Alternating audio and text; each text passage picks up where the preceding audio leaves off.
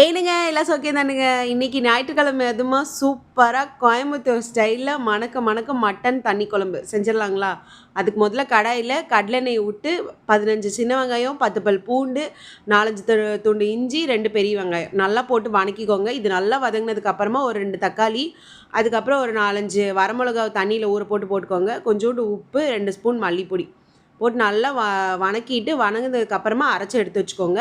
அதே கடாயில் கடலெண்ணெய் விட்டு 4 கிராம்பு, பட்டை, கருவேப்பிலை, 1 ஸ்பூன் சோம்பு, 2-3 பச்சை மிளகா அரைச்சி வச்சிருக்கிற பேஸ்ட்டையும் ஊற்றி எண்ணெயில் ஒரு 2 நிமிஷம் நல்லா வதங்குற கொடுங்க. வதங்கினதுக்கப்புறமா ஜார் கழுவி தண்ணியும் ஊற்றி விட்ருங்க. ஊற்றிட்டு கொதி வந்ததுக்கப்புறமா மட்டன் நான் 3/4 கிலோ மட்டன் எடுத்துருக்கிறேனுங்க. நல்லா போட்டு முன்னாடியே ஒரு குக்கரில் போட்டு 4-5 விசில் விட்டு எடுத்துக்கோங்க. போட்டு மட்டன் பொடியும் ஒரு 2-3 ஸ்பூன் போட்டு மூடி போட்டு ஒரு 10-15 நிமிஷம் நல்லா வேக கொடுங்க. சலன்னு குழம்பு கொதித்து வந்ததுக்கப்புறமா மல்லித்தலையை போட்டு இறக்குனீங்கன்னா சூப்பரான மட்டன் தண்ணி குழம்பு ரெடிங்க. நாங்கள் பொதுவாக இதில் மட்டன் குழம்புல இருக்கிற பீஸ் எடுத்து தான் சுக்கா பண்ணுவோம். அது இன்னும் அருமையாக இருக்கும். நான் அதை உங்களுக்கு நெக்ஸ்ட் வீடியோவில் ஷேர் பண்ணுறேன். அதுக்கு முன்னாடி நம்ம பேஜை ஃபாலோ பண்ணிக்கோங்க. வரட்டுங்களா?